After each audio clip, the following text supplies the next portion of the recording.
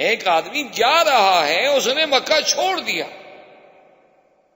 تو اس کے چھوڑنے کے بعد پھر ایک تو پوری دنیا میں ہماری ذلت ہو رہی ہے کہ مکے والے ایسے لوگ تھے کہ ان سے لوگ تنگ آ کے بھاگ رہے ہیں، اور دوسری بات یہ ہے کہ پھر ہم یہاں سے نکل کے جائیں، وہ جا رہا ہے اپنے بچوں کو لے کر، تو ہم جا کے مقابلہ کریں کو اچھے لگتے ہیں ہم۔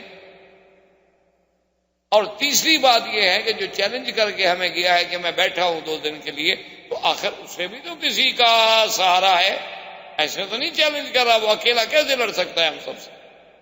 معلوم ہوتا ہے اس کے ساتھ کچھ لوگ ہیں جو اینڈ ٹائم پہ ظاہر ہوں۔ خیر انہوں نے ارادہ اپنا بدل دیا۔ حضور صلی اللہ علیہ وسلم کو حکم ہوا ہجرت کا، تو بی بی عائشہ رضی اللہ تعالیٰ عنہ فرماتی ہیں کہ فطرق الباب، ہمارا دروازہ کھٹکھٹایا گیا، تو تھوڑی دیر گزری کہ ہم نے دیکھا فَإِذَا هُوَ رسول اللہ صلی اللہ علیہ وسلم، کہ اللہ کے نبی محمد پاک ہیں، اور ایسے وقت میں تو حضور کبھی ہمارے پاس نہیں آئے۔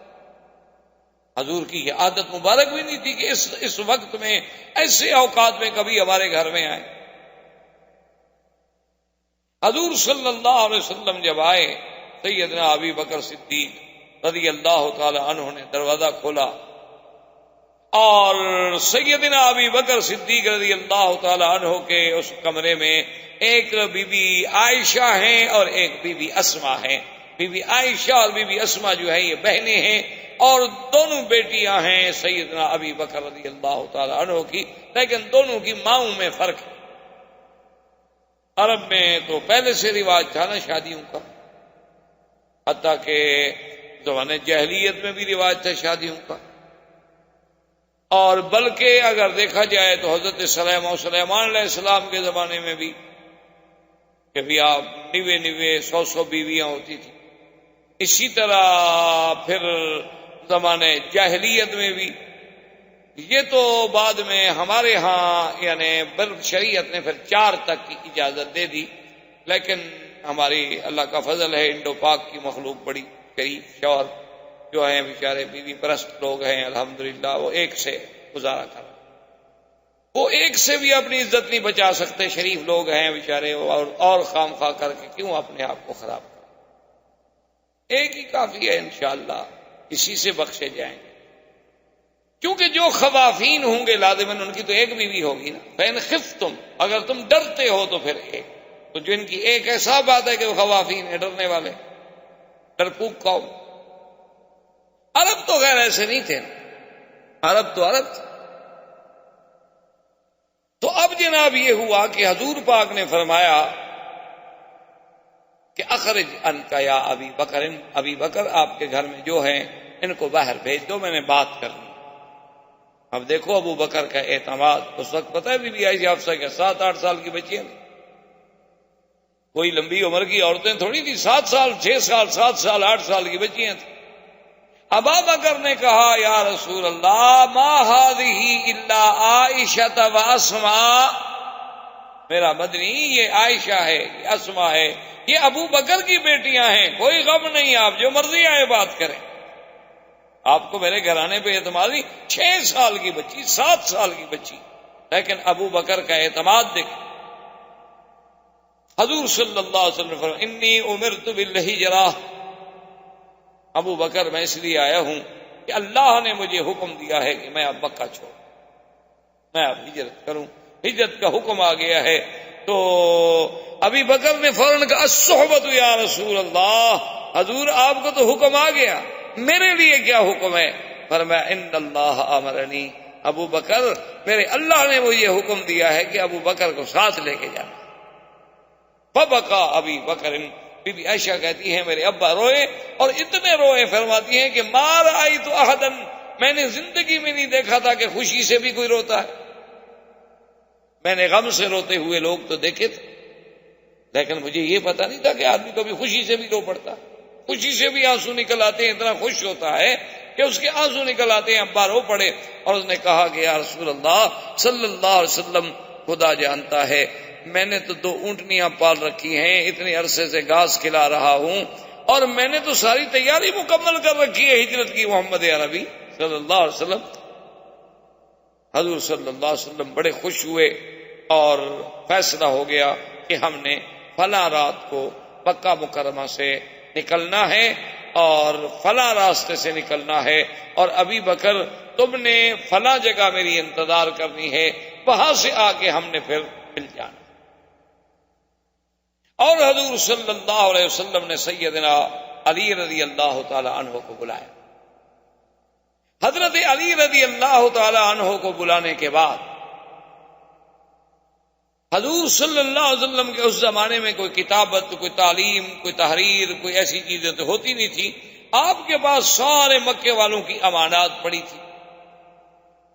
اب دیکھیں خدا کی شان ہے کہ مکے والے لوگ چاہے اسلام نہ لے آئیں، حضور کا کلمہ نہ پڑھیں، حضور کو مانتے نہیں ہیں، لیکن جب کوئی اہم اور قیمتی چیز ہوتی، سونا ہے، زیور ہے، چاندی ہے، مجوہرات ہیں، کچھ پیسے ہیں، تو وہ کٹھے باندھ کے دے جاتے حضور کی خدمت میں کہ حضور آپ امانت رکھ لیں، کیونکہ جانتے تھے کہ مخالفت اپنے مقام پر ہے، لیکن محمد عربی امین، صادق، سچے ہیں، امانت والے۔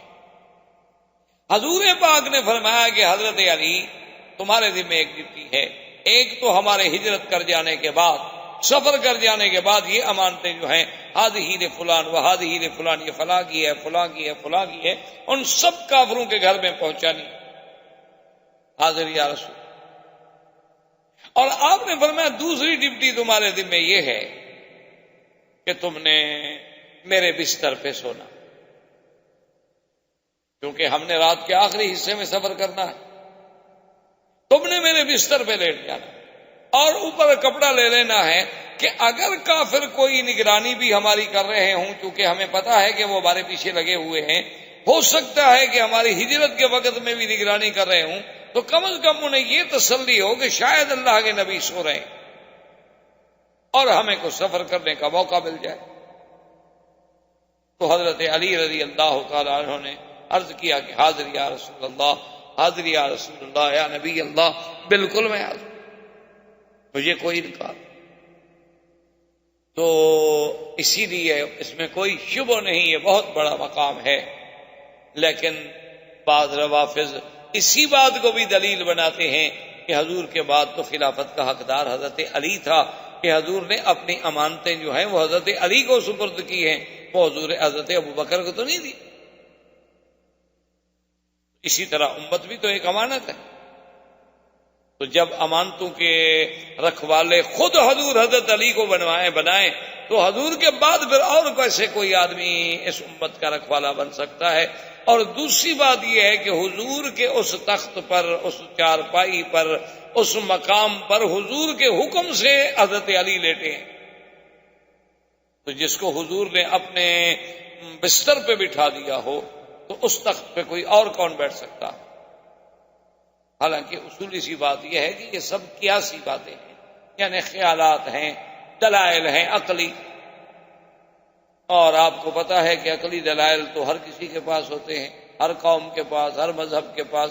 دیکھیں نا جی، اب اتنی ساری دنیا جو ہے بتوں کی پوجا کر رہی ہے، دلائل تو ان کے پاس بھی ہے نا، اپنے دل کو اطمینان دلانے کے لیے آخر کوئی چیز تو ہے جس نے ان کے دماغ کو بھی تسلی دی ہوئی ہے کہ ہم یہ اچھا کام کر رہے ہیں۔ ورنہ ایک عام آدمی کو پتہ لگتا ہے کہ دیکھو مورتی انہوں نے خود بنائی ہے، خود رکھ کے پوج رہے ہیں، کوئی عقل کی بات ہے، لیکن آخر ان کے پاس تو کوئی دلیل ہے نا جو ان کو وجہ اطمینان بنی ہوئی ہے کہ ہمارا کام ٹھیک ہے۔ ورنہ دلیل کا معنی ہمیشہ یاد رکھیں یہ ہوتا ہے کہ اللہ کا حکم کیا ہے، دلیل یہ نہیں ہوتی کہ تم عقل لڑاؤ، ایک بات ہمیشہ یاد رکھیں، ورنہ دلیل ہر باطل کے پاس ہو، ہر فرقے کے پاس دلیل ہوتی ہے، ہر غلط آدمی کے پاس بھی دلیل ہوتی ہے۔ اچھا آپ دو آدمی لڑ جائیں، ہر آدمی جس کے پاس جائیں گے آپ وہ کہے گا نہیں جناب اس کی زیادتی ہے، کمال کرتے ہیں آپ، اس کے پاس جائیں وہ کہے گا نہیں جناب اس کی زیادتی ہے، کمال کرتے ہیں آپ، وہ بھی دلیل دے گا، وہ بھی دلیل دے گا، دلیل تو ظالم کے پاس بھی ہوگی، مظلوم کے پاس بھی ہوگی۔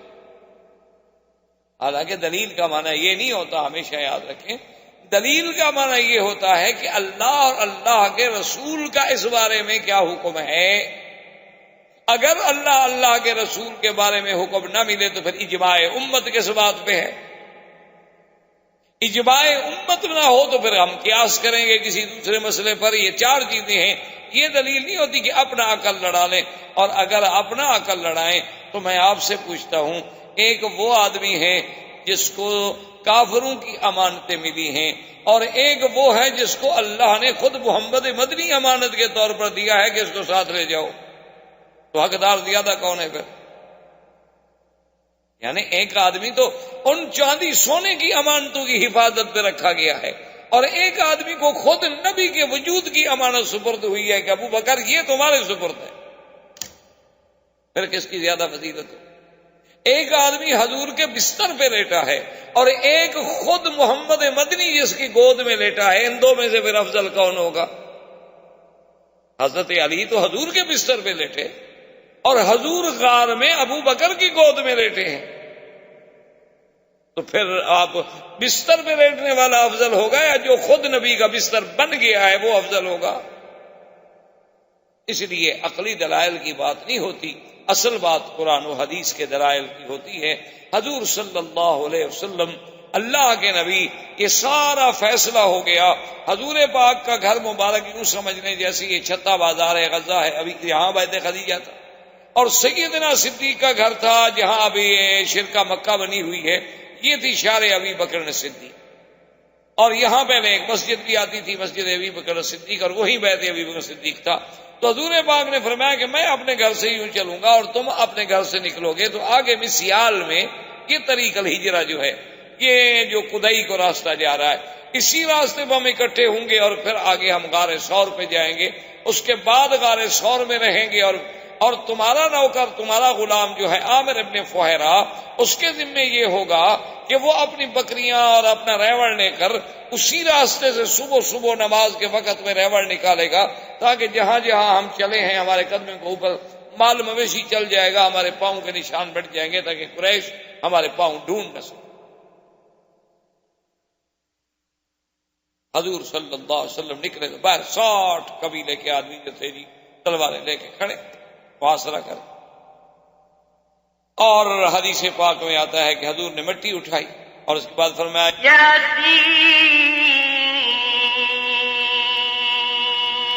والقرآن الحكيم إنك لمن المرسلين على صراط مستقيم تنزيل العزيز الرحيم۔ پڑھتے گئے حضور وجعلنا من بين أيديهم سدا ومن خلفهم سدا فأغشيناهم فهم لا يبصرون۔ اور حضور نے پڑھا شاہت الوجوہ، شاہت الوجوہ، اور مٹی پھینکی۔ اللہ نے حکم دیا فرشتوں کو مٹی سب کے آنکھوں میں اور سروں پہ ڈال دو، اور ان پہ ایسی نیند مسلط کر دو کہ میرے مدنی کو دیکھ بھی نہ سکے۔ قرآن کہتے ہیں ہم لا یبصرون، ہم نے ایک ایسی دیوار کھڑی کر دی، ایسا حاجز کھڑا کر دیا ان کے اور نبی کے درمیان میں کہ حضور گزرتے چلے گئے اور 60 آدمی کھڑا ہے اور دیکھ نہیں رہے، اور کھڑے کھڑے جھول رہے ہیں نیند سے۔ یعنی آپ اندازہ کریں کہ 60 آدمی، ایک نہیں، دو نہیں، تین نہیں، چار نہیں، 60 آدمی، پھر ایک طرف بھی تو نہیں کھڑا ہوا نا، ہر طرف وہ کھڑا ہوا ہے، اور حضور نے تو مٹی مبارک ایک طرف پھینکی لیکن وہ سب کو پہنچی۔ اسی لیے قرآن کہتے ہیں وَمَا رَمَيْتَ إِذْ رَمَيْتَ وَلَٰكِنَّ اللَّهَ رَمَىٰ۔ میرا مدنی صرف آپ نے نہیں پھینکی جو کچھ پھینکا، اصل تو اللہ نے پہنچائی، اللہ نے پھینکی۔ آپ کا کام تو صرف ایک ظاہری طور پر ایک طرف سے مٹی کو پھینک دینا تھا، لیکن چاروں طرف کس نے پہنچائی؟ وہ تو میں نے پہنچائی۔ اب جناب حضور صلی اللہ علیہ وسلم تشریف لے گئے، آگے سیدنا ابی بکر انتظار میں ہیں، اور حضور نے فرمایا ابو بکر تمہارے اور میرے درمیان میں فاصلہ ہوگا، ہم اکٹھے نہیں چلیں گے، تاکہ خدا نہ خواستہ کوئی دشمن آگے آ جائے تو دونوں کو پر تو حملہ نہ ہو جائے نا، کم سے کم ہمارا آپس میں فاصلہ تو۔ اصل میں یہ ساری بات کیا ہے یاد رکھنا، یہ ہجرت ہو، اسراء ہو، معراج ہو، سفر طائف ہو، سفر مدینہ ہو، یہ تعلیم تھی حضور کی امت کے لیے، ورنہ اللہ چاہتے تو جبریل کو بھیج کے معراج پہ جا سکتے ہیں، براق پہ مدینہ نہیں جا سکتے، کوئی بات ہے؟ حضور صلی اللہ علیہ وسلم کا سفر اگر آسمانوں تک ہو سکتا ہے اور معراج ہو سکتا ہے، 7ویں آسمان اور سدرۃ المنتہا تک جا کے مکے واپس آ سکتے ہیں، تو مدینہ منورہ حضور کو بھیج دینا کون سا مشکل ہے؟ لیکن پھر امت کو کیسے تعلیم ملتی کہ اگر امت کو کبھی ہجرت کرنی پڑے، اگر امت کو کبھی کافروں کے مقابلے میں گھر چھوڑنا پڑے، اگر امت کو کبھی باہر جانا پڑے، تو پھر ایسے اسباب پیدا کیے جائیں گے۔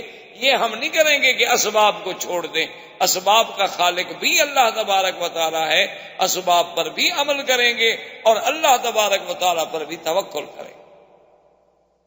سیدنا ابی بکر فرماتے ہیں کہ میرے لیے بڑی مشکل ہو گئی کہ حضور تو کچھ آگے چلے گئے، میں جب اپنی گلی سے نکلا تو سامنے مجھے ایک کافر آتا ہوا مل گیا، اس نے مجھے تو پہچان لیا اور کہا کہ من ھذا الرجل، یہ آگے جو جا رہا تھا یہ کون؟ اس وقت رات ہے، تاریکی ہے، ابھی تو تہجد کا وقت بھی نہیں ہوا، تو اس وقت آپ بھی گھر سے نکلے ہیں اور آگے کو بندہ بھی جا رہا ہے، معلوم تو ہوتا ہے کہ آپ کا کوئی ساتھی ہے، یہ کون ہے؟ ابو بکر فرماتے ہیں کہ اب میں پریشان تھا کہ اگر بتاتا ہوں تو پھر راز نبوت کھل جاتا ہے، اور اگر میں غلط بات کہتا ہوں تو پھر جھوٹ بھی میں نہیں بولنا چاہتا تھا، تو اللہ نے مجھے بات سجائی، تو میں نے فوراً کہا کہ رجل یہدینی سوا السبیل، یہ وہ بندہ ہے جو مجھے راستہ دکھلاتا ہے۔ اب اس نے سمجھا کہ اچھا ابو بکر کہیں جانا چاہتا ہے، اس کو ساتھ لے آیا ہوگا کہ مجھے راستہ بتلا دو، راستہ دکھلاتا ہے۔ اور ابو بکر کہہ رہے تھے کہ راستہ صراط مستقیم، جنت کا راستہ دکھلانے والا بندہ ہے، یہ تو وہ بندہ ہے، یہ ہدینی سوا السبیل۔ اور حضور صلی اللہ علیہ وسلم جب آگے بڑھ گئے تو حضور نے فرمایا ابو بکر ایک بات کا خیال رکھو کہ پورا پاؤں زمین پہ مت رکھو، پاؤں کے اگلے حصے پہ زور دے کے چلو، کبھی اپنے پاؤں کو تھوڑا موڑ لو، تاکہ تم جانتے ہو قریش بڑے قبائل کے لوگ ہیں، بڑے مال مویشی والے لوگ ہیں، ان کو پاؤں پہچاننا مشکل نہیں ہوتا۔ یہ بھی ایک فن ہے نا جی، پاؤں کا جاننا۔ ہمارے یہاں آپ کے ملکوں میں، ہمارے پاکستان میں، ہندوستان میں اور دیگر ملکوں میں سراغی جی نے کہا جاتا ہے، وہ اتنے ماہر ہوتے ہیں کہ ایک دفعہ اگر ان کی نظر سے ایک پاؤں گزر جائے چلتا ہوا مٹی پہ، تو وہ اگر 50 سال کے بعد بھی دیکھیں تو کہیں گے یہ وہ آدمی، اتنے ماہر ہو۔ اور عرب بھی اسی طرح ماہر ہوتے۔ ان کا بڑا ایک عجیب واقعہ ہے نا کہ ایک دو ساتھی جا رہے تھے، راستے میں انہوں نے دیکھا کہ پاؤں ہے، نشان ہے اونٹ کے پاؤں کا، 2 اونٹ ہیں جا رہے ہیں، ان کے پاؤں کے نشان ہیں۔ تو ایک نے کہا کہ یہ جو اونٹ ہے نا یہ لنگڑا معلوم ہوتا ہے پاؤں کے نشان دیکھ کر۔ دوسرے نے کہا بھئی صرف لنگڑا نہیں معلوم ہوتا، مجھے تو یہ کانا بھی معلوم ہوتا ہے، اس کی آنکھ بھی ایک۔ پھر تیسرے نے کہا کہ یار یہ صرف کانا نہیں ہے، اس کو خارش کی بیماری بھی ہے۔ یہ باتیں کرتے ہوئے جا آگے ایک بندہ مل گیا، انہوں نے کہا یار کس کی باتیں کر رہے؟ انہوں نے کہا یار ابھی جو اونٹ گزرے ہیں نا تو ہمارا خیال ہے کہ ایک تو اونٹ جو ہے وہ لنگڑا ہے۔ اس نے کہا تمہیں کیسے پتا؟ اس نے کہا یار پاؤں نہیں دیکھا، پاؤں صحیح نہیں رکھتا نا برابر، پاؤں میں لنگڑا پن ہے۔ اور وہ کانا بھی ہے۔ اس نے کہا یہ تمہیں کیسے پتا چلا کانا ہے؟ اس نے کہا یار گھاس ایک طرف کا کھایا ہوا ہے، اس طرف تو اس نے منہ ہی نہیں مارا، معلوم ہوتا ادھر والا اس کو نظر ہی نہیں آتا نا۔ اور تیسرے نے کہا کہ اس کو خارج بھی، اس نے کہا ہوگا، اس نے کہا دیکھو نہیں درخت کو سے رگڑا لگایا ہے تو درخت پر اس کے چمڑا لگا ہوا ہے، تو اس نے باقاعدہ درخت کے ساتھ جا کر اپنا وجود رگڑا ہے، کوئی خارج لگی ہوئی ہے نا اس کو۔ تو نے کہا تم سچ کہتے ہو، میرا اونٹ ہے، لنگڑا بھی ہے، کانا بھی ہے، خارج زدہ بھی۔ یہ تو ایسی قوم تھی کہ اونٹوں کے پاؤں دیکھ کر پہچاننے والی، اور آج کل بھی ہیں دنیا میں، اس میں تو کوئی شک نہیں۔ جتنے ہمارے صحرا کے رہنے والے لوگ ہوتے ہیں ان کے پاس 2-2 ہزار بکری ہوتی ہے، 2-2 ہزار دمبا ہوتا ہے، 1000 گائے ہوتی ہے، اور جناب وہ اپنا پاؤں دیکھ کے یہ کہ پہچان لیں گے کہ میری بکری کا پاؤں، بکری جیسی بکری کروڑوں ہوتی لیکن وہ پہچان لیتے۔ اسی لیے تو امام راضی کہتا ہے نا کہ ایک بدو سے میں نے پوچھا کہ تم کون مذہب کیا؟ تم نے کہا میں مسلمان ہوں۔ تو میں نے کہا تم نے کلمہ پڑھا ہے؟ اس نے کہا پڑھا ہے۔ میں نے کہا خدا کو مانتے ہو؟ نے کہا مانتا ہوں۔ خدا ہے؟ بالکل ہے۔ تو امام راضی کہتے ہیں مجھے ایسی عقل میں سوجھی کہ چلو ہے تو یہ بدو قسم کا آدمی نا، تو میں اس سے پوچھوں کہ خدا ہے، کیا دلیل ہے تمہارے پاس؟ اس نے مجھے گھور کے دیکھا، کہنے لگا مولوی صاحب عجیب آدمی ہو، یہ پاؤں دلالت کر رہا ہے کہ بکری گزری ہے، یہ مینگنی دلالت کر رہی ہے کہ یہاں سے اونٹ گزرا ہے. یہ چیزیں تو اتنے بڑے اونٹ پہ دلالت کر رہی ہے، ساری کائنات نہیں دلالت کر رہی کہ میرے بھی بنانے والا کوئی ہے. عجیب آدمی ہو. ہم یہ پاؤں دیکھ کے فیصلہ کر لیتے ہیں کہ ہرن گزرا ہے یا خرگوش گزرا ہے یا بکری گزری ہے یا دمبا گزرا ہے. تو یہ پاؤں ہمیں بتلا رہا ہے، یہ پوری کائنات نہیں بتلا رہی کہ خدا کوئی ہے. اس نے کہا، راضی نے کہا کہ یار یہ تو بڑی اچھی دلیل ہے اس کے. انہوں نے کہا اچھا یہ بھی تو ہو سکتا ہے نا کہ خدا دو ہوں. انہوں نے کہا نہیں خدا ایک. انہوں نے کہا اچھا ایک ہونے پر تمہارے پاس کیا دلیل ہے؟ انہوں نے کہا مولوی صاحب تمہارا دماغ تو نہیں چل گیا؟ اگر خدا دو ہوتے نا تو روز جھگڑا ہوتا ہے. ایک کہتا ابھی دن رہنے دے، کہتا نہیں میں ابھی رات لاتا ہوں. تو جو کمزور ہو جاتا ہے وہ خدا تھوڑا ہوتا ہے، کمزور بھی کبھی خدا بنا ہے بنا. جو تکڑا ہو جاتا خدا تو وہی بنتا نا، پھر بھی تو ایک رہتا. دو ہوتے تو نظام تو نہ چلتا ہے. کہتا چھٹی کرو، ایک کہتا نہیں پڑھنے دو. اس لیے حضور نے فرمایا کہ اگلے پاؤں پہ چلیں تاکہ قریش کو ہمارے پاؤں نہ مل جائے. اور عامر ابن فہیرہ سے کہیں کہ وہ صبح صبح اپنے مویشی لے کے آئے اور اسی راستے سے گزار دیتا کہ ہمارے پاؤں جو ہیں وہ چھپ جائیں تاکہ ہم آسانی کے ساتھ غار میں سفر کر سکیں. حضور صلی اللہ علیہ وسلم سفر کر رہے ہیں اور ادھر جب کافروں کی ہوش آیا، آنکھیں کھلی، ایک آدمی سے کہا کہ بھی دیوار پہ ہاتھ کے اندر کیوں نہ جائے؟ وہ دیوار پہ چڑھا لیکن اتر آیا. اس نے کہا بات یہ ہے کہ حضور تو سو رہے ہیں. تو اس نے کہا پھر اندر تم کیوں نہیں گئے؟ اندر جاؤ. انہوں نے کہا دیکھو اگر ہم نے کسی کے گھر کے اندر چڑھائی کی نا تو قیامت تک تانا رہے گا کہ عورتیں گھر میں ہوتی ہیں، بچے گھر میں ہوتے ہیں. ہم نے ان کے گھروں میں حملہ کیا، ان کے گھروں میں داخل ہو گئے. یعنی کافر بھی اس گھر میں داخل نہیں ہوتا تھا کہ جہاں غیر عورت رہتی. کافروں کو بھی اتنی شرم تھی کہ جس گھر میں عورت ہو ہم اندر جائیں. باہر کھڑے رہیں گے لیکن بھی اندر نہیں. اب جب صبح ہو گئی، بالکل وقت ہو گیا صبح کا، فخرج علی رضی اللہ تعالی عنہ، حضرت علی نکلے. اب حیران پریشان کہ اس وقت حضور بھی آتے تھے حرم، یہ تو حضرت علی جا رہے ہیں. حضرت علی تو کبھی یہاں ہوتے نہیں تھے. انہوں نے اس سے کہا بھی تم نے جو دیوار سے دیکھا تھا؟ اس نے کہا میں نے تو سوتے ہوئے دیکھا نا، کپڑا ڈال کے ایک آدمی سویا. مجھے کیا پتا حضرت علی سو رہے تھے کہ اللہ کے نبی سو رہے تھے. اب کھڑے ہیں، تھوڑی دیر گزری، دیکھا تو کوئی بھی نہیں. انہوں نے کہا بے وقوفو خرج محمد صلی اللہ علیہ وسلم. اچھا دوسرا کہ یار یہ میرے سر میں مٹی کہاں سے آ گئی؟ انہوں نے کہا کمال ہے، مٹی تو میرے سر میں بھی ہے. یار ہمارے سر میں مٹی کیسے آ گئی؟ اب 60 آدمیوں کے سر.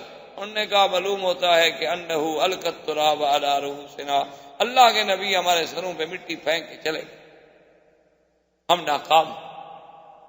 تو اب ایسا کرتے ہیں کہ ڈھونڈتے ہیں اور تلاش کرتے ہیں کہ اللہ کے نبی کہاں گئے. زندگی باقی تو بات باقی، وما علینا الا البلاغ.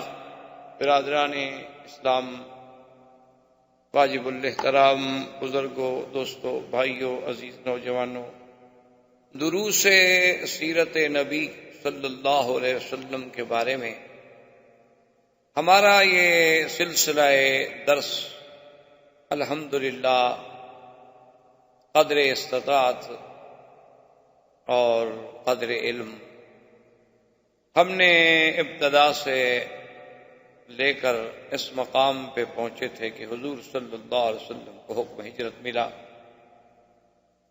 کیونکہ اللہ کے نبی کا کوئی عمل اللہ کے حکم کے بغیر نہیں ہوتا. اور یہ تو ایک بہت بڑا عظیم مسئلہ تھا، سرزمین حرم کو چھوڑنا، مکہ شریف کو چھوڑنا، کعبۃ اللہ کو چھوڑنا، یہ کوئی معمولی سی بات نہیں تھی. افضل بقعۃ فی العالم، پوری کائنات میں سب سے افضل زمین کا ٹکڑا جو ہے وہ اللہ کا کعبہ ہے. حتیٰ کہ صحیح احادیث میں موجود ہے کہ حضور صلی اللہ علیہ وسلم نے کعبۃ اللہ میں کھڑے ہو کر یہ ارشاد فرمایا تھا کہ واللہ انک لخیر ارض اللہ واحب ارض واحب الی اللہ. حضور نے کعبۃ اللہ کی طرف اشارہ کر کے فرمایا کہ اللہ کا کعبہ، مجھے اللہ کی قسم ہے کہ ساری کائنات میں سب سے بہتر اور سب سے زیادہ محبوب کی جو ہے اللہ کو وہ تیرا تو ہی. اور ساتھ یہ بھی فرمایا کہ واللہ مجھے اللہ کی قسم ہے ما خرجت منک، مجھے اگر میری قوم نکلنے پہ مجبور نہ کر دیتی تو میں تجھے چھوڑ کے کبھی نہ جاتا۔ تو اللہ کے کعبے کو چھوڑنا، سرزمین حرم کو چھوڑنا، یہ کوئی معمولی سی بات نہیں کہ اللہ کے نبی کھڑے رو رہے ہیں۔ یہ تو اصل میں ایک مسئلہ ہے نا جی کہ قدر جوہر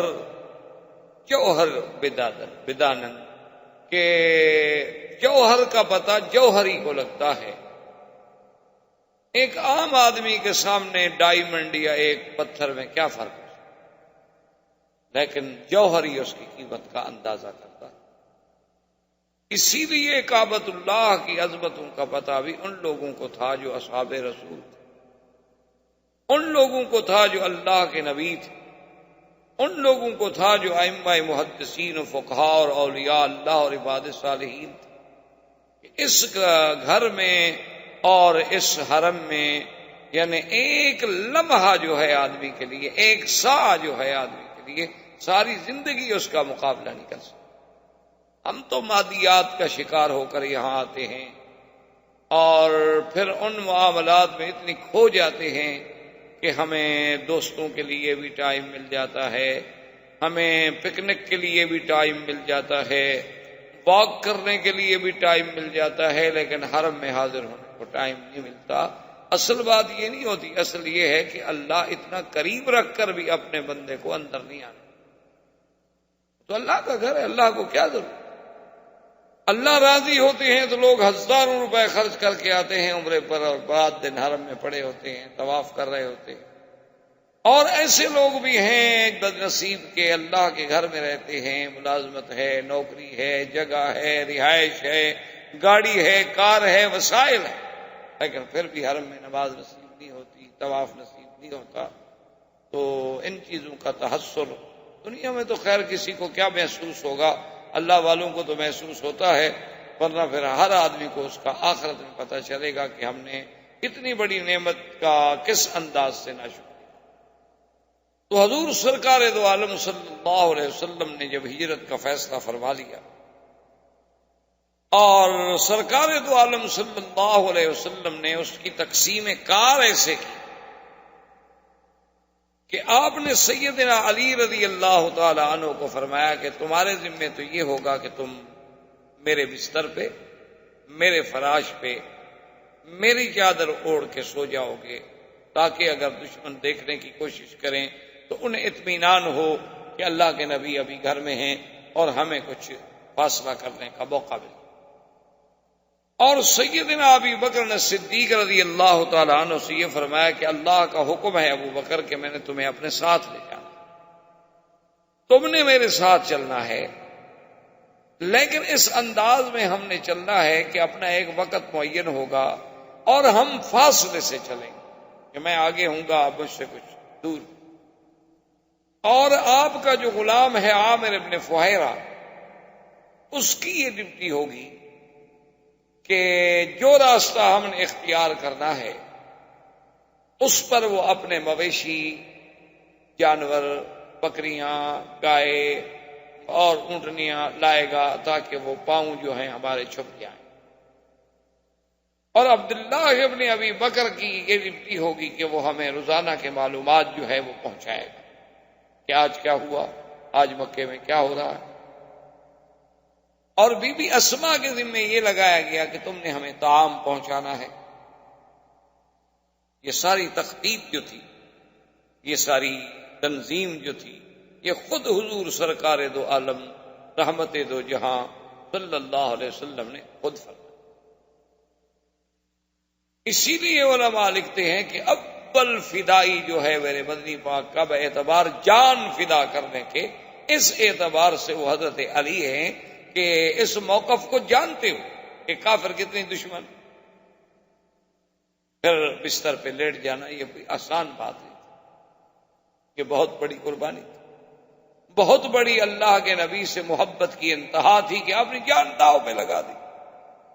اور سیدنا صدیق رضی اللہ تعالیٰ عنہ کا تو اس سے بھی بڑا امتحان ہے کہ وہ امانت نبوت کو لے کے ساتھ چل رہا، سیدنا علی رضی اللہ تعالیٰ عنہ کے لیے تو خطر اس وقت تک ہے جب تک کہ کافروں کو ہو سکتا ہے پتہ نہ چلے وہ حملہ کر دیں، لیکن جب بات معلوم ہو جائے گی تو بات ختم ہو گئی کہ بھئی اللہ کے نبی تو چلے گئی ہے تو حضرت علی۔ لیکن سیدنا ابی بکر رضی اللہ تعالیٰ عنہ کا جو خطرہ ہے وہ تو سارا سفر میں ہے جب تک کہ حضور مدینے نہ پہنچ جائے، ان کے لیے تو پورا سفر قربانی۔ سرکار دو عالم صلی اللہ علیہ وسلم کے سفر کے لیے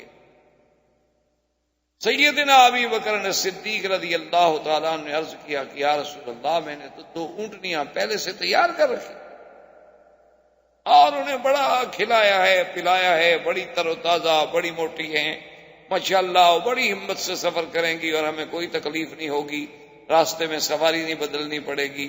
حضور نے فرمایا تم نے کیسے کر لیا؟ انہوں نے کہا رسول اللہ ایک تو میں نے خواب دیکھا تھا کہ ہم سفر جو ہے اکٹھے کر رہے ہیں، اور دوسرا مجھے یقین تھا کہ جب میں اجازت مانگتا ہوں ہجرت کی مکے سے جانے کی تو آپ مجھے اجازت نہیں دیتے، آپ کہتے ہیں کہ صبر کرو، سب کو تو اجازت مل رہی ہے۔ آپ نے فرمایا ابو بکر رضی اللہ تعالی عنہ بات ٹھیک ہے، تم نے بہت اچھا کیا، لیکن میں تمہیں 1 اونٹنی کے پیسے ادا کروں گا۔ تو سیدنا صدیق رضی اللہ تعالی عنہ کہ یا رسول اللہ میرا تو سب کچھ آپ، میں نے تو اپنا سب کچھ لوٹا دیا ہے، تو اب 1 اونٹنی کے پیسے لے کے میں نے کیا کرنا ہے؟ حضور نے فرمایا نہیں ابو بکر یہ بات نہیں، اصل مسئلہ یہ ہے کہ میں اپنی ہجرت کے ثواب کو ناقص نہیں کرنا چاہتا تاکہ اس کا پورے کا پورا ثواب جو ہے وہ مجھے حاصل۔ اسی لیے یہ ضروری ہوتا ہے کہ آپ حج پہ جا رہے ہیں، آپ عمرے پہ جا رہے ہیں، آپ عبادت پہ جا رہے ہیں، تو بہتر یہ ہوتا ہے کہ ہر ساتھی اپنا حصہ ڈالے تاکہ اس کے ثواب میں کیوں کمی آئے۔ آج کل کے دور میں یہ بات جو ہے صرف ہم نے دیکھا ہے، سنا ہے، جو کہ کبھی جانے کا اتفاق تو ہوا نہیں۔ تبلیغی جماعت والے حضرات جو ہیں بڑی پابندی کرتے ہیں اور بہت اچھی بات، شریعت کا حکم ہے، اللہ رسول کا حکم ہے، سنت محمد مصطفیٰ، سنت کے عمل میں، قرآن کے عمل میں بڑی طاقت ہے جس کو ہم سمجھتے نہیں ہیں، بڑی مشکل یہ ہے ہماری، چونکہ ہماری آنکھوں پہ مادیت کی ایسی پٹی چڑھ گئی ہے، ہماری آنکھوں پر کفر نے اسباب ظاہرہ کی ایسی پٹی بٹھا دی ہے کہ ہماری آنکھوں میں صرف یہ اسباب ہی رہ گئے ہیں، مسبب الاسباب تک ہماری نظر ہی نہیں جاتی۔ اب آپ دیکھیں نا جی کہ کوئی تصور نہیں کر سکتا، یہ کوئی سوچ سکتا ہے کہ ایک جگہ صحابہ رضوان اللہ علیہم اجمعین نے کافروں کے علاقے پہ حملہ کرنا تھا تو کافروں نے اپنی فون نے بھیجا کچھ لوگوں کو جاسوس بنا کر کہ مسلمانوں کو پتہ کرو بھی کتنی تعداد ہے، کتنی عدد ہے، کتنا لشکر ہے، ان کے پاس کتنے اونٹ ہیں، کتنا گھوڑے ہیں، کتنے ہتھیار ہیں۔ اتفاق کی بات یہ ہے کہ وہ جاسوس ایسے وقت میں آیا کہ نماز کا وقت تھا، ندی کے کنارے پر صحابہ بیٹھے ہوئے تھے وضو کرنے کے لیے اور سب مسواک کر رہے، مسواک ایک سنت، دانت صاف کر۔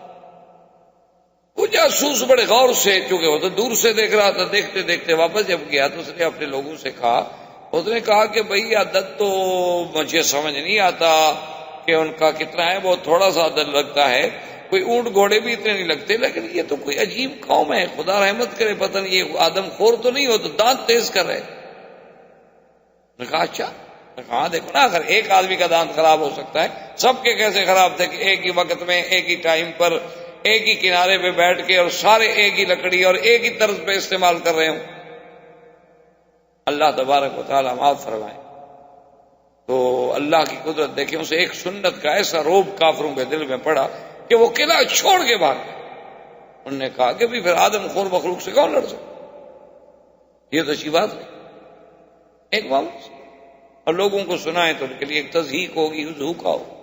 ابھی آپ دیکھ رہے ہیں، ابھی چند دنوں کے پہلے سے ابھی واقعہ ہے کہ ابھی آپ نے دیکھا اخباروں میں آپ پڑھ رہے ہیں ایران افغانستان کی جنگ کا، دعا کریں اللہ محفوظ رکھے، اللہ دونوں کو نقصان سے بچائے، اور وہ تو اتنا بڑا پھر نقصان ہوگا کہ عالم اسلام پتہ نہیں کہاں پھر 100 سال کے لیے پیچھے جا پڑے گا، اور یہی تو کافر چاہتے۔ اب جناب وہ فوجیں اور یہ اور وہ جب آ گئی، اب 3 لاکھ بارڈر پہ ایک منظم فورس پڑی ہو، اور مقابلہ کن سے ہے؟ مدرسوں کے لڑکوں سے جو انہوں نے کبھی نہ جنگ لڑی ہے، نہ ٹریننگ ہے، نہ کچھ ہے۔ کیا مقابلہ؟ اب سوچ کیا مقابلہ؟ تو ان کے جو امیر تھے نا ان لڑکوں کے، انہوں نے کہا کہ بھائی جتنے علماء ہیں اکٹھے کرو۔ تو تقریباً جو ہمیں سنایا گیا یا معلوم ہوا یا اخباروں میں پڑھا کہ تقریباً کوئی 6000 کے قریب علماء اکٹھے ہوئے۔ اس نے کہا کہ مجھے یہ فتویٰ دو کہ یہ جو ہماری جنگ ہونے والی ہے اور 3 لاکھ فوج ہمارے ہمسائے نے ہمارے خلاف لگا دی ہے، کیا وہ کافر ہے شیعہ؟ اگر تو کافر ہے پھر تو ہمیں جنگ لڑنی ہے، اور اگر وہ مسلمان ہیں تو پھر تو ہم ان سے جنگ نہیں کر سکتے، مسلمانوں سے کیسے لڑیں؟ پھر تو یہ ہوگا ہمارا فیصلہ کہ ہم نہیں پہلی گولی چلائیں گے اور نہ ہم ان کے علاقے میں قدم رکھیں گے۔ اگر انہوں نے ہمارے اوپر گولی چلائی اور قدم رکھا تو ہم ڈیفنس کریں گے جس کی ہمیں شریعت اجازت ہے، پھر ہم دفاعی جنگ تو لڑیں گے، لیکن کسی مسلمان کے ساتھ اب لڑ تو نہیں سکتے کہ ابتدا کریں۔ اس پہ علماء کا بورڈ بیٹھا، اللہ نے مہربانی کی، ان کو فوراً فیصلہ کرنا پڑا کہ جی ہم نہیں لڑتے۔ ان کے لیے تو یہ مسئلہ پیدا ہو گیا نا کہ اگر 6000 علماء متفق ہو کر کفر کا فتویٰ جاری کر دیں تو جنگ تو اپنی جگہ رہی، ہم تو ویسے جنگ ہار گئے، اور اگر وہ کفر کا فتویٰ جاری نہ کریں تو وہ کہتے ہیں ہم تو لڑتے نہیں، ہم تو مسلمانوں کے خلاف کبھی نہیں لڑیں گے، اسلام کے خلاف کون لڑ سکتا ہے؟ تو ایک سنت پر عمل کرنے کا جو اللہ کے نبی کا حکم ہے، اس کا کتنا بہتر ہوئی کہ دونوں الحمدللہ ذرا تھم گئے، اور اللہ پاک کرے کہ دونوں کو اللہ اصلاح کی توفیق عطا فرمائے، کیونکہ ہم اس لڑائیوں کے جھگڑوں کے متحمل نہیں ہو سکتے، امت اسلام کو ابھی اتنا وقت نہیں، فرصت۔ تو خیر یہ سارے انتظامات کرنے کے بعد حضور صلی اللہ علیہ وسلم جب باہر نکلے تو کافر آپ کے گھر کے باہر کھڑے تھے، حضور پاک نے مٹی لی، سورۃ یاسین کی آیات مبارک پڑھی، وَجَعَلْنَا مِن بَيْنِ أَيْدِيهِمْ سَدًّا وَمِنْ خَلْفِهِمْ سَدًّا فَأَغْشَيْنَاهُمْ فَهُمْ لَا يُبْصِرُونَ۔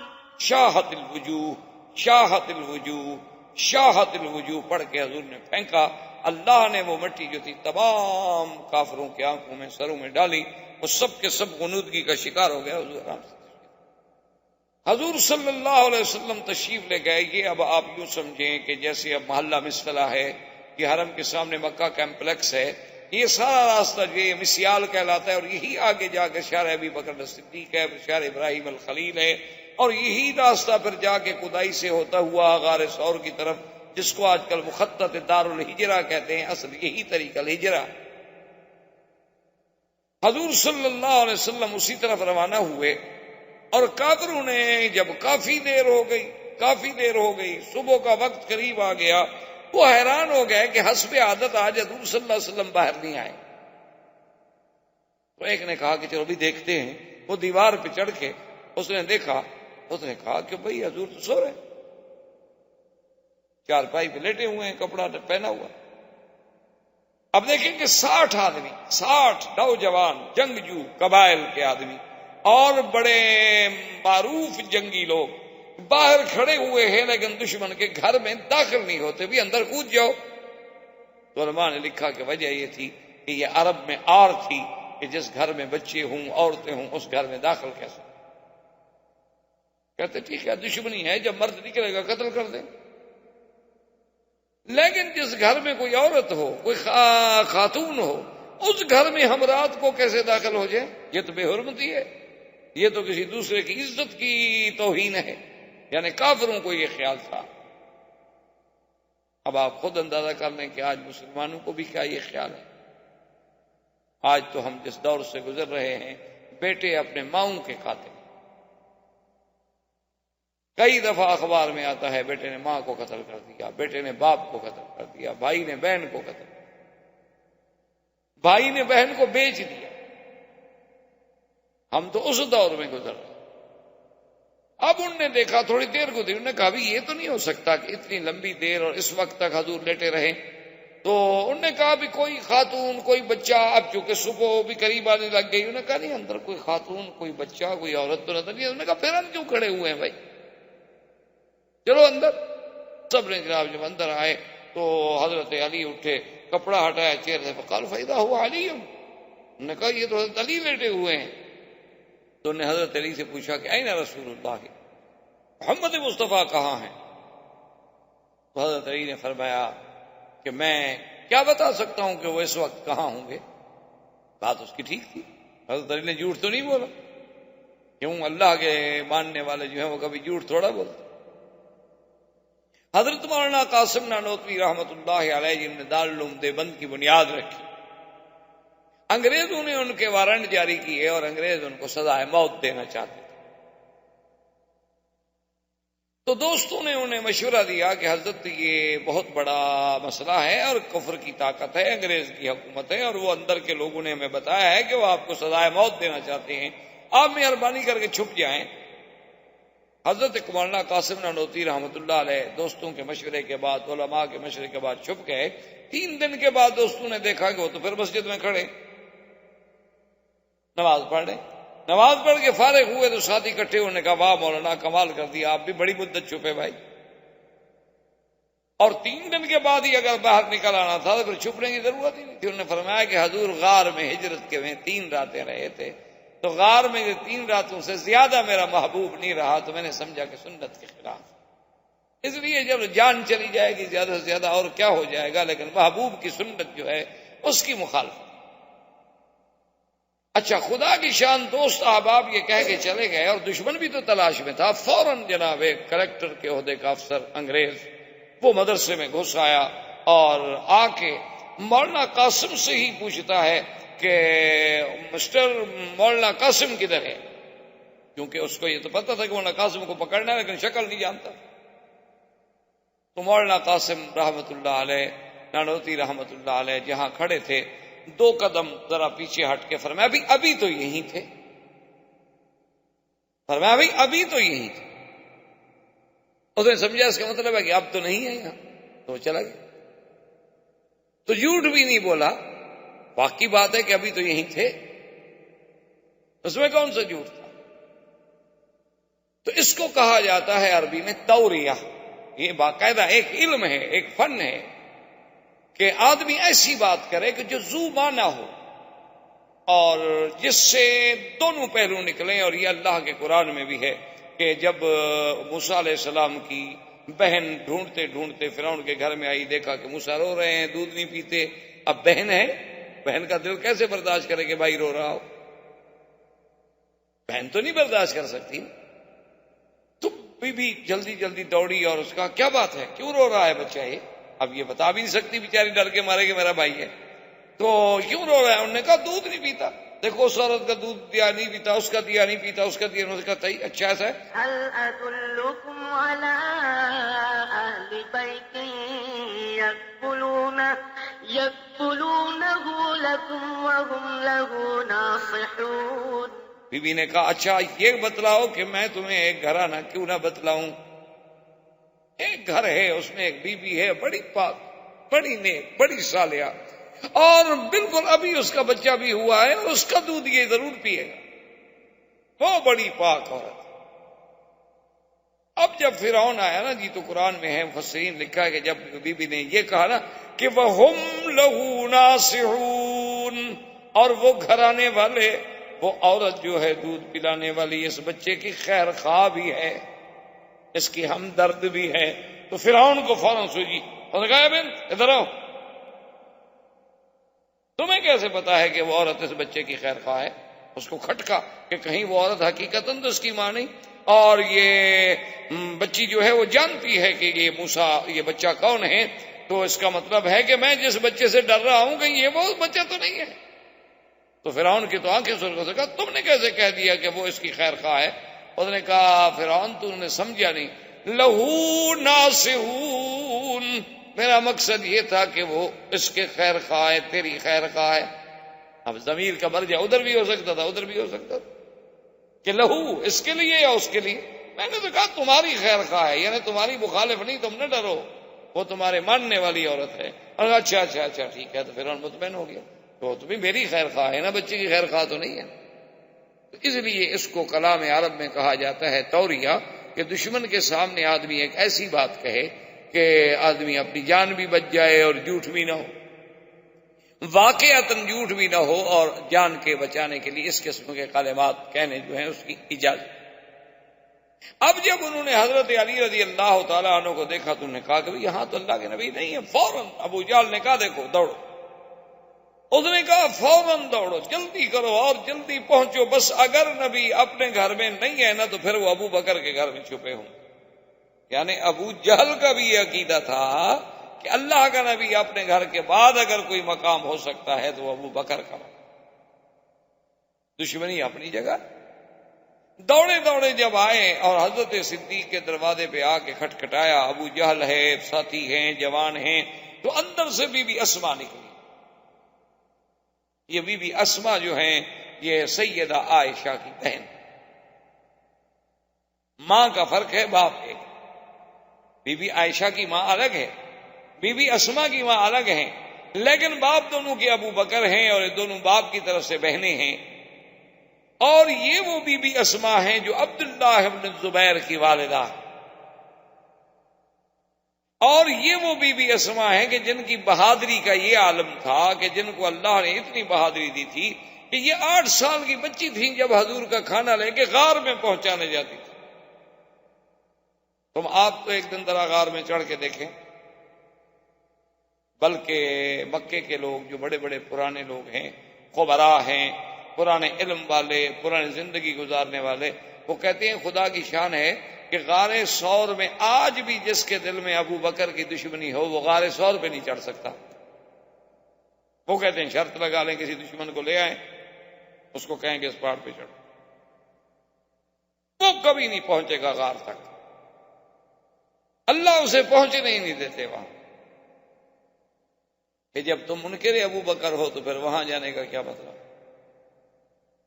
تو سیدہ اسما جو ہیں یہ اتنی بہادر بچی ہے کہ 8 سال کی عمر ہے۔ 8 سال کی عمر کیا ہوتی ہے؟ ہمارے بچے بھی تو ہیں نا 8 سال کے، آپ دیکھیں کیا کرتے ہیں ماشاءاللہ۔ ہاں البتہ ٹی وی شیوی وی سی آر یہ چلا لیتے ہیں، اس میں ماہر ہیں، اس میں خاصی ترقی کی ہے ہماری نسل نے ماشاءاللہ، بہت آگے جا رہی ہے۔ اور اب تو ایسی ترقی کر گئے ہیں کہ فلمیں جو دیکھتے ہیں نا اپنے گھروں سے چھلانگ لگا کے کئی بچے مر گئے، اور ان بچوں کے لباس اور کپڑوں کو دیکھیں تو آدمی حیران ہوتا ہے کہ پتہ نہیں یہ کس خطے کی مخلوق ہے۔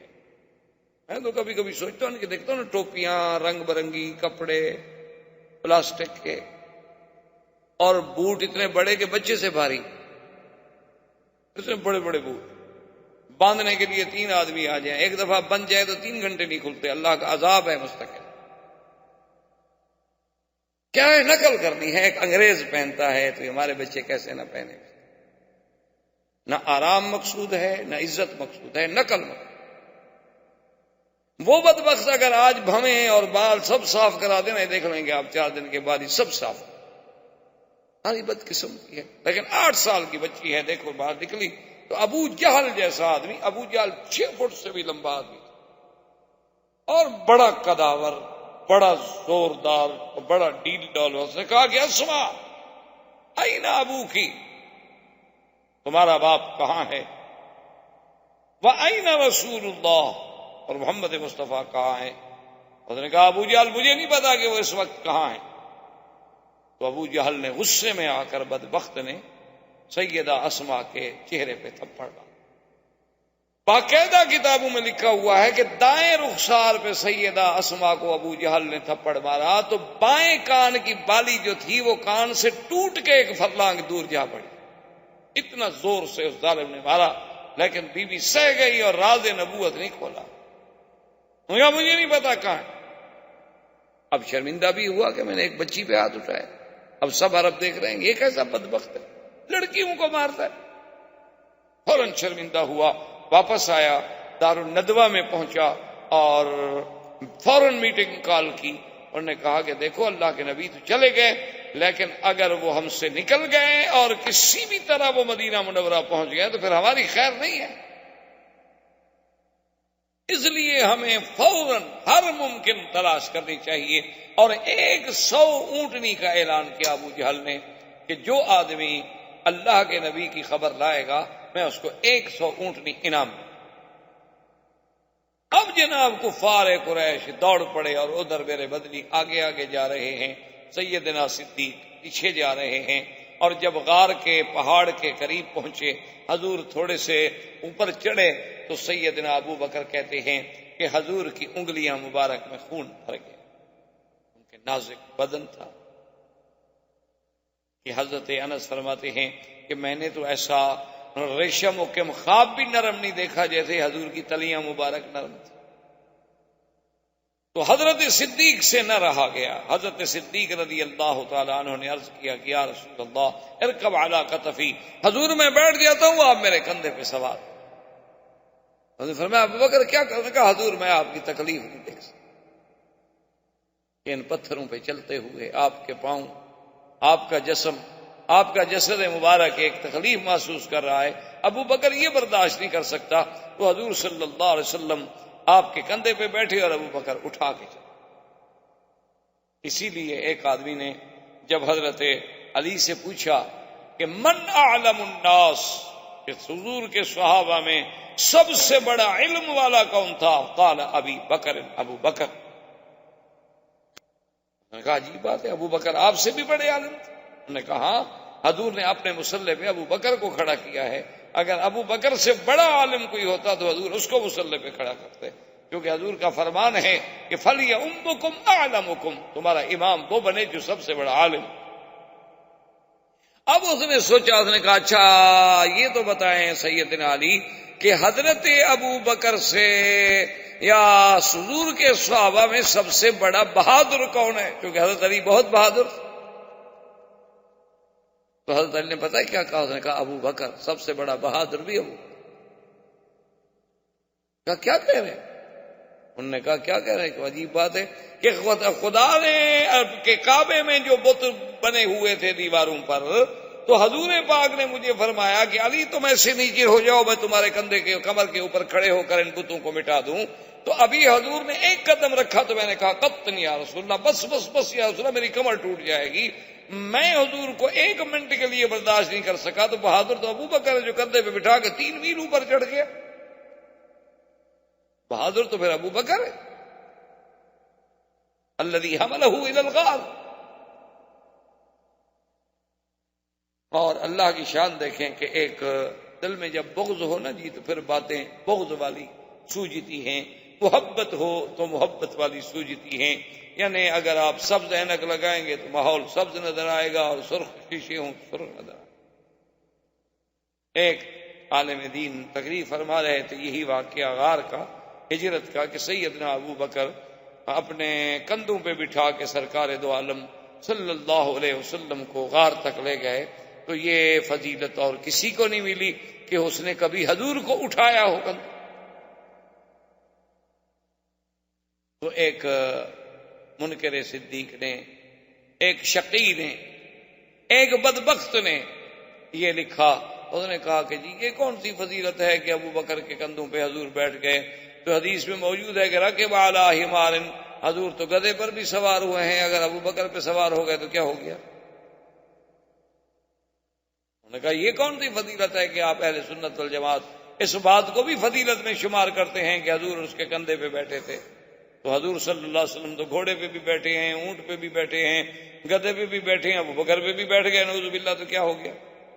یعنی مقصد اعتراض. تو انہوں نے فرمایا کہ میرے بھائی بالکل ٹھیک ہے، ہم مانتے ہیں، لیکن تم نے اصل بات کو سمجھا نہیں ہے. حضور اونٹنی پہ بھی بیٹھے، براق پہ بھی بیٹھے، حضور گھوڑے پہ بھی بیٹھے، حضور گدھا پہ بھی بیٹھے، حضور خچر پہ بھی بیٹھے، حضور دلدل پہ بھی بیٹھے. یہی تو ہمارا عقیدہ ہے. لیکن ہمارا ایمان ہے جس اونٹ پہ حضور بیٹھے ہیں وہ اونٹ ساری دنیا کے اونٹوں سے افضل ہے، اور جس گدھا پہ حضور بیٹھے ہیں وہ گدھا ساری دنیا کے گدھوں میں افضل ہے، اور جس بندے پہ نبی بیٹھا ہے وہ بندہ ساری دنیا کے بندوں سے افضل. یہی تو ہمارا عقیدہ ہے، اسی کو تو ہم بیان کرتے ہیں. ہم منکر تو نہیں ہیں کہ حضور نہیں بیٹھے. فلما دنا الى الغار، جب حضور غار کے قریب پہنچے اس نے کہا یا رسول اللہ کیف یا رسول اللہ، حضور آپ اتریں، ٹھہر جائیں ٹھہر. حضور نے فرمایا نماز ہے آپ. کہنے لگا حضور مدتوں کی پہاڑوں میں غار ہے، خدا جانے اندر کوئی جانور ہو، کوئی سانپ ہو، کوئی پہاڑی بچھو ہو اور کوئی موذی اشیاء اندر ہوں تو میں کیسے برداشت کر سکتا ہوں کہ پہلے میرا محبوب اندر جائے، پہلے مجھے جانے دے، میں صاف کروں، اطمینان کروں، پھر میرا محبوب اندر آئے. تو حضور نے فرمایا کہ اچھا ٹھیک ہے. تو حضرت ابو بکر اندر تشریف لے گئے اور کپڑے سے پوری غار کو صاف کیا اور دیکھا کہ کہیں سوراخ ہے، کہیں کوئی چیز ہے، کہیں کوئی چیز ہے. غاریں پرانی سی غاریں تھی تو کہیں کپڑا پھاڑ کے اس میں دے دیا، کہیں کوئی چیز دے دی. بند کر کے اطمینان کرنے کے بعد اس نے عرض کیا ادخل یا رسول اللہ، اب حضور آپ اندر تشریف لائیے. تو علماء نے اس عمل سے ایک مسئلہ استنباط کیا. انہوں نے کہا کہ جب مکے کے جبل ثور کی غار میں پہلے ابو بکر داخل نہ ہوں تو نبی داخل نہیں ہوتے، تو مسلمان کے دل والی غار میں بھی جب تک حب ابو بکر نہیں ہوگی تو حب رسول کبھی داخل ہو ہی نہیں. یہ اللہ کی حکمت. جو ابو بکر کا منکر ہے وہ رسول کا منکر. کہ فمن احبهم فبحبی احبهم ومن ابغضهم فببغضی ابغضهم. میرے آقا نے فرمایا کہ جو صحابہ سے محبت کرتے ہیں وہ دراصل صحابہ سے محبت نہیں، وہ میری محبت ہے، جو میرے صحابہ، اس لیے محبت ہے نا. ومن ابغضهم، اور جن کو صحابہ سے بغض ہے، فببغضی ابغضهم، ان کو دراصل محمد الرسول اللہ سے بغض ہے. صحابہ کا تو بہانہ کرتے ہیں، اصل تو اللہ کے نبی سے بغض. اب جناب کفار قریش کے جو وہ گروپ بن گئے، تم ادھر بھاگو، تلاش کرو، اور جناب جہاں جاتے ہیں کوئی نشان ہی نہیں ملتا. کیونکہ وہ تنظیم ایسی تھی نا کہ جب صبح ہونے سے پہلے تو عامر ابن فہرہ مال لے گئے، اور جہاں حضور پاک کے قدم تھے، ابو بکر کے قدم تھے، اوپر مال چلا گیا، خلاص نشان مٹ گئے. لیکن ڈھونڈتے ایک گروپ جو ہے وہ عین غار ثور پہ پہنچ گیا. جب وہاں پہنچا وہ گروپ، اب کتابوں میں مختلف باتیں ہیں. بعض لوگ کہتے ہیں، بعض روایات میں یہ بھی ہے کہ ایک عنکبوت کہتے ہیں مکڑی. یہ آپ نے دیکھا نا مکڑی گھروں میں جالا تن دیتی ہے، کوئی گھر ویران پڑا رہے تو اس کی چھتوں کے ساتھ ایسے جالا سا بنا لیتی ہے. یہ اس کو مکڑی کہا جاتا ہے، عربی میں اس کو کہتے ہیں عنکبوت. تو بعض علماء یہ کہتے ہیں کہ اللہ نے اپنے رسول کو محفوظ رکھنے کے لیے صلی اللہ علیہ وسلم وہاں عنکبوت کو حکم دیا کہ یہاں جالا شالا بنا دو، اور ایک کبوتری کو بھی حکم دیا کہ تم بھی یہاں آرام سے بیٹھ جاؤ اپنے انڈوں پہ، کہ جو آ کے دیکھے گا وہ کہے گا کمال ہے بھئی، اگر اس غار میں کوئی داخل ہو تو کم سے کم یہ جالا تو ٹوٹے نا. اور غار میں داخل ہو تو یہ آرام سے پرندہ کیسے بیٹھا رہے انڈوں پہ، کم سے کم یہ اڑ جائے، پریشان ہو، کچھ اس میں اضطراب کی حرکات ہوں. ادھر تو کوئی نہیں معلوم ہوتا. لیکن یہ روایات کسی صحیح حدیث میں نہیں ملتی. البتہ بعض روایات میں ہیں جو روایات ضعیف ہو سکتا ہے. وما ذلک علی اللہ بعزیز، اللہ کے آگے کون سی مشکل بات. اللہ تبارک و تعالی اگر ہدہد سے حضرت سلیمان علیہ السلام کے لیے اتنا بڑا کام لے سکتے ہیں تو کیا کسی اور پرندے سے میرے مدنی صلی اللہ علیہ وسلم کی حفاظت کا کام نہیں لیا جا سکتا؟ کوئی بڑی بات نہیں. لیکن بہرحال یہ واقعہ کسی حدیث صحیح میں ہمیں ملتا ہے کہ کسی صحیح حدیث مبارک میں ملے. البتہ یہ بات جو ہے یہ بخاری و مسلم میں اور سیاہ ستہ میں موجود ہے کہ جب وہ گروہ آیا تو وہ بالکل عین دروازے کے قریب آ گئے، اور حضرت ابو بکر فرماتے ہیں کہ میں ان کے قدموں کو دیکھ رہا ہوں کہ وہ کھڑے ہیں. اب اس میں بھی دو روایات ہیں. بعض علماء فرماتے ہیں کہ وہ دروازے پر تھے، اور بعض کہتے ہیں کہ نہیں وہ پہاڑ کے اوپر تھی. یہ تو غار تھی نا، اوپر تو پہاڑ تھا نا، تو اوپر جو تھے تو اس میں کوئی ایک دراڑ تھی جس سے وہ نظر آتے تھے. لیکن زیادہ روایات یہی ہیں کہ وہ دروازے پر تھے. یعنی یوں اگر مڑ کے دیکھا جائے تو حضرت ابو بکر گھبرائے تو انہوں نے فوراً کہا کہ یا رسول اللہ لو نظر احدهم تحت قدمیہ لابصرنا، میرا مدنی اگر ان میں سے کسی نے صرف اپنے پاؤں کے نیچے بھی غور کر کے دیکھا تو نیچے تو ہم بیٹھے ہم نظر آ جائیں۔ اللہ اکبر۔ حضور نے فرمایا ما ظنک باثنین اللہ ثالثہما، اللہ اکبر، ما ظنک یا ابا بکر باثنین اللہ ثالثہما۔ حضور نے فرمایا ابو بکر کیا گمان ہے تمہارا ان دو آدمیوں کے بارے میں جن کے ساتھ تیسرا خود خدا ہو؟ ان کا کوئی کچھ بگاڑ سکتا ہے؟ اسی کو قرآن نے اتارا۔ قرآن اللہ کا جبریل لایا الا تنصروہ فقد نصرہ اللہ اذ اخرجہ الذین کفروا ثانی اثنین اذ ہما فی الغار۔ اللہ نے فرمایا کہ دیکھو اللہ نے کیسے مدد کی، کب؟ اللہ فرماتے ہیں کہ جب کافروں نے میرے مدنی کو اور ابو بکر کو نکالا، اذ اخرجہ الذین کفروا ثانی اثنین، وہ دو میں سے دوسرا۔ اللہ نے یہ نہیں فرمایا اثنین بلکہ فرمایا ثانی اثنین اذ ہما فی الغار، کہ وہ دو میں سے دوسرا، یعنی قرب نبی کا، صحبت نبی کا، تقرب رسول کا اتنا رنگ چڑھا ہے کہ اب ابو بکر بھی گویا نبی کے برابر آ کے دوسرا بن گیا۔ ورنہ کہتے اللہ پاک فرماتے ایک نبی اور ایک ابو بکر۔ فرمایا ثانی اثنین اذ ہما فی الغار اذ یقول لصاحبہ لا تحزن ان اللہ معنا، کہ جب اللہ کے حکم سے مدنی مصطفیٰ فرما رہے تھے اپنے صاحب کو کہ لا تحزن، غم نہ کر، اللہ ہم دونوں کے ساتھ ہے۔ اللہ کی معیت جب ہمارے ساتھ ہے تو دشمن کیا بگاڑ سکتا ہے؟ اس لیے علماء نے لکھا ہے کہ کسی صحابی کے لفظ کا انکار کرنے سے بندہ کافر نہیں ہوتا، مگر ابو بکر کے صحابی ہونے کا انکار کرے تو کافر ہو جاتا ہے، کیونکہ ابو بکر کو تو اللہ نے قرآن میں صاحب کہا ہے نا۔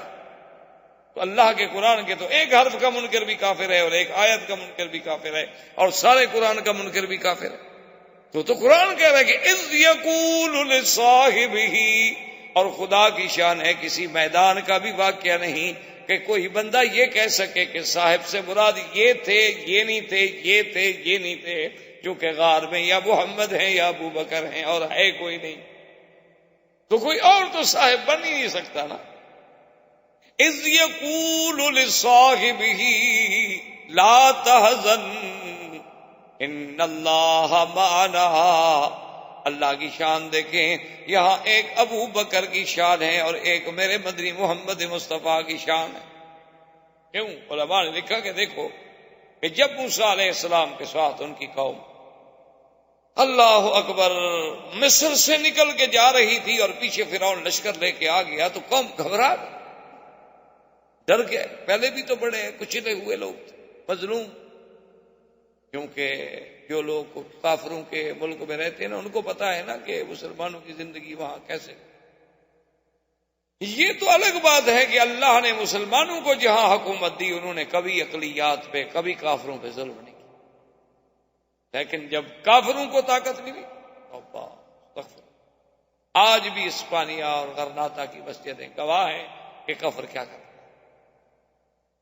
آج بھی تاریخ ہے، حقائق ہیں، موجود ہیں، آپ کو صفو میں دیکھ لیں، آپ سربیا کے احوال پڑھیں، آپ کشمیر کے احوال پڑھیں، آپ دیکھیں کیا کیا نہیں ہو، ظلم کی وہ کون سی قسم جو مسلمانوں پہ آزمائی نہیں جاتی،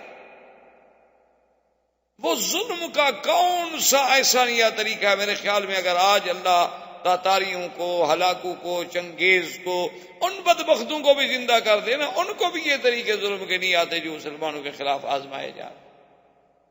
لیکن تاریخ اٹھا کے دیکھ لیں کہ مسلمانوں نے کبھی کسی کافر پہ، کبھی کسی کافر اقلیت پہ ظلم نہیں کیا، ان کا تحفظ کیا، ان کے معابد کا، ان کے مندروں کا، ان کے گرجاؤں کا، ان کے کلیساؤں کا ان کی حفاظت کی۔ بلکہ حضور حکم فرماتے تھے کہ کبھی جنگ میں دوسرے مذہب کے کسی پادری کو، کسی راہب کو قتل نہ کیا کرو جب تک کہ وہ خود تلوار نہ۔ اب یہ شان دیکھیں، انہوں نے کہا کہ جب موسیٰ علیہ السلام جا رہے تھے تو قوم گھبرا گئی۔ انہوں نے کہا کہ آگے دریا ہے اور پیچھے فرعون کا لشکر ہے، اور لشکر کے بھی تھوڑا سا نہیں ہے، یعنی 6 لاکھ فوج لے کے فرعون تعاقب کر رہا۔ تو موسیٰ علیہ السلام کے پاس آئے، انہوں نے کہا کہ جی ہم تو مارے گئے، آگے جاتے ہیں دریا ہے، دریا پہ کوئی پل نہیں، کوئی کشتی نہیں، کوئی قصہ نہیں، اور اگر ٹھہرتے ہیں تو ہم کیا مقابلہ کر سکتے ہیں، 6 لاکھ کی فوج آ رہی ہے فرعون کی۔ تو موسیٰ علیہ السلام نے کیا کہا؟ قال كلا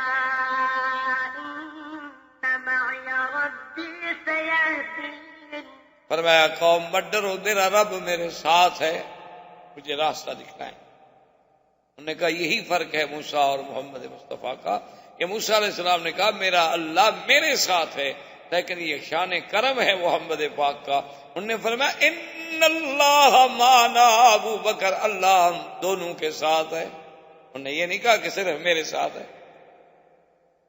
تو یہ شان رحمت کی علامت۔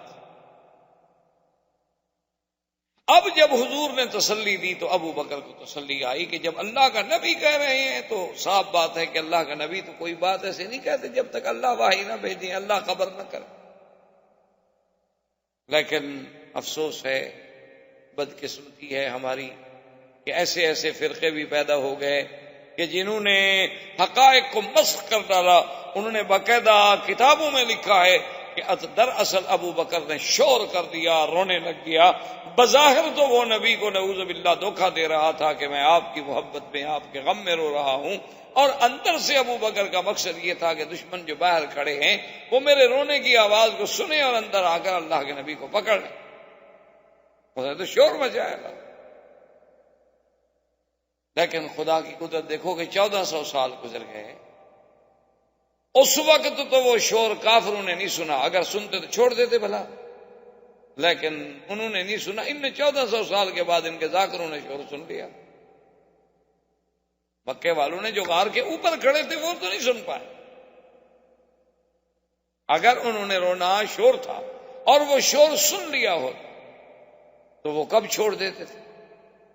اور اسی لیے خدا کی شان دیکھیں، وہ تو علام الغیوب ہے نا، علیم بذات صدور ہے۔ اللہ نے فرمایا لا تحزن، یاد رکھو 2 لفظ ہیں قرآن میں، ایک ہے لا تخف اور ایک ہے لا تحزن، ایک ہے ڈرو نہیں، ایک ہے غم نہ کرو۔ ان دونوں میں بہت بڑا فرق ہے۔ جب آدمی کو اپنا ڈر ہو تو وہاں ہوتا ہے کہ بھئی مت ڈرو، جیسے موسیٰ علیہ السلام کو اللہ نے حکم دیا کہ تمہارے ہاتھ میں کیا ہے؟ اللہ میاں لکڑی، فرما گراؤ، پھینکو، پھینک کے سام پر گاؤ، بھاگے موسیٰ علیہ السلام۔ اللہ فرمایا خذھا ولا تخف، موسیٰ علیہ السلام پکڑو لکڑی، ڈرو شرو نہیں، خیر ہے، یہ تو معجزہ ہے، ہم نے سام بنایا، ابھی لکڑی ہم بنا دیتے ہیں۔ تو موسیٰ کو اپنا ڈر تھا تو اللہ نے فرمایا لا تخف۔ اور اللہ نے اسی موسیٰ کی اماں کو فرمایا کہ جب دشمنوں کو پتہ چل جائے تیرے بچے کا، وأوحينا إلى أم موسى أن أرضعيه فإذا خفت عليه فألقيه في اليم ولا تخافي ولا تحزني إنا رادوه إليك وجاعلوه من المرسلين۔ اللہ نے فرمایا کہ موسیٰ کی اماں اپنے بچے کو دودھ پلا کے صندوق میں بند کر کے ڈرو نہیں دریا میں ڈال لو، لا تخافی، تم اپنا بھی کوئی ڈر نہ کرنا، تمہاری بھی ہم حفاظت کریں گے، ولا تحزنی، اور موسیٰ کا بھی ڈر نہ کر، غم نہ کر، اس کا بھی کوئی فکر نہ۔ انا رادوہ الیک، ہم موسیٰ کو تمہاری طرف لوٹائیں گے، وَجَاعِلُوهُ مِنَ الْمُرْسَلِينَ، اور ہم موسیٰ علیہ السلام کو مقام رسالت بھی عطا فرمائیں گے۔ تو اللہ نے یہاں بھی کیا فرمایا؟ اللہ نے فرمایا اِذْ يَقُولُ لِصَاحِبِهِ لَا تَحْزَنْ، میرا مدنی اپنے سنگی کو، ساتھی کو، صاحب کو کہہ دے کہ وہ تیرا غم نہ کرے۔ وہاں بھی ابو بکر کو غم تھا تو محمد مصطفیٰ کا تھا، نہ اپنا فکر تھا نہ غم تھا۔ اللہ نے لا تخف نہیں فرمایا بلکہ لا تحزن کا لفظ فرما کر ہمیشہ کے لیے دشمنوں کا منہ بند کر دیا۔ حضور صلی اللہ علیہ وسلم غار میں ہیں اور پوری کفر کی طاقت جو ہے نا جناب وہ تلاش میں ہے، لیکن اللہ کی شان ہے کہ ایسا نظم ہے اور یہ سعادت ملی تو صرف صدیق کے گھرانے کو ملی ہے کہ غار کا ساتھی ہے تو ابو بکر ہے، اور سارے دشمنوں کی خبریں لانے والا ہے تو عبداللہ ابن ابی بکر ہے، ابو بکر کا بیٹا ہے، اور نقش مٹانے والا ہے تو ابو بکر کا غلام عامر ابن فہیرہ ہے، اور طعام پہنچانے والی ہے تو ابو بکر کی بیٹی ہے، اور راز نبوت کے لیے مار کھانے والی ہے تو وہ ابو بکر کی بیٹی ہے، جس کو اللہ اتنی نعمتیں دے اس کی شان میں کون کمی کر سکتا؟ یہ تو ہماری کم عقلی ہے، ہمارے ان دوستوں کی کم عقلی ہے کہ جن کو آج تک اصحاب رسول کی عظمت اور مقام جو ہے وہ سمجھ نہیں آ سکتا۔ روزانہ باقاعدہ تنظیم سے عبداللہ ابن ابی بکر جا کے حال پہنچاتے ہیں کہ یا رسول اللہ آج کافروں نے یہ کیا یہ کیا یہ کیا۔ عامر ابن فہیرہ مال چراتے چراتے نقصان مٹاتے ہیں اور 7 بکریوں کا دودھ پہنچا دیتے ہیں۔ بی بی اسما کھانا پہنچا دیتی ہیں عامر ابن فہیرہ کو، اور عامر ابن فہیرہ آگے کھانا پہنچا دیتے ہیں، اور ایک دلیل ہے راستہ دکھلانے والا وہ یہودی ہے۔ اسی لیے علماء نے لکھا کہ اگر اللہ چاہتے تو جو خداوند قدوس معراج کی رات میں بیت المقدس کو اٹھا کے اللہ کے نبی کے سامنے کر سکتے ہیں تو کیا مدینے کا راستہ نہیں دکھلا سکتے؟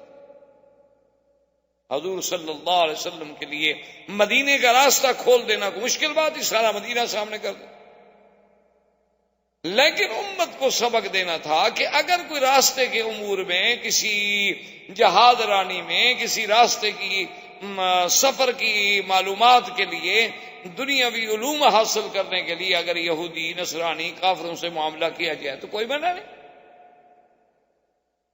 اس لیے جو دلیل تھا جس کے ذمہ تھا کہ تم نے ہمیں خفیہ راستے سے مدینہ منورہ پہنچانا ہے وہ کافر تھا۔ اچھا خدا کی شان ہے کہ وہ کافر بھی اتنا پکا تھا کہ اس نے آخر وقت تک غداری نہیں۔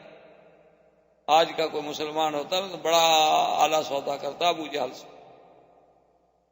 کیونکہ آج کل تو مسلمان ماشاءاللہ مانا یہی ہوتا ہے نا کہ ہر بات پہ کمیشن، ہر بات پہ سودا، تو اس نے بھی غداری نہیں۔ اب حضور صلی اللہ علیہ وآلہ آلہ واصحابہ وسلم تسلیما کثیرا کثیرا 3 راتیں رہنے کے بعد غار سے اب کافر تو تھک گئے۔ 3 راتیں کو مذاق تو نہیں ہوتی نا کہ 3 دن اور 3 رات پورے مکے کے راستے سارے جو ہیں کنگھال ڈالو اور کہیں سے کوئی خبر نہ ملے، تو ذرا وہ تھمے اور حضور اپنے اونٹنیوں پر سیدنا ابو بکر کے ساتھ ایک خالص خفیہ طریق سے، خفیہ راستے سے غار سے نکل کے آپ نے سفر اختیار فرمایا۔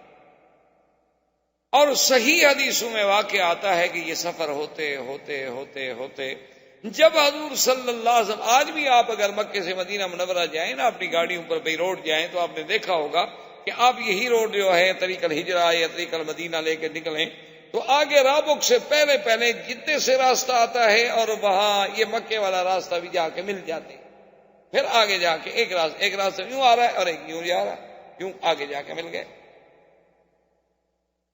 حضور پاک تو پہاڑوں سے آ رہے تھے نا، یہ جو راستے میں وادیاں ہیں جیسے وادی عثفان ہے، وادی قدید ہے، یہ ساری وادیوں کے قریب قریب پہاڑوں سے گزرتے ہوئے، کیونکہ اس زمانے میں اونٹوں کا سفر ہے، وہ کاریں ہیلی کاپٹر تو نہیں تھے۔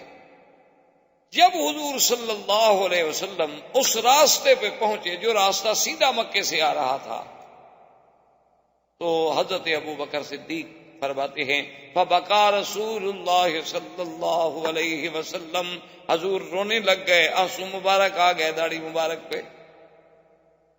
حضرت صدیق نے عرض کیا کہ یا رسول اللہ کیا بات ہے، آپ کیوں اداس، کیوں رو رہے ہیں، مجھے بتائیں۔ حضور نے فرمایا کہ ابو بکر انی اتذکر مکہ، یہ مکے کی سڑک دیکھ کر مجھے مکہ یاد آ گیا۔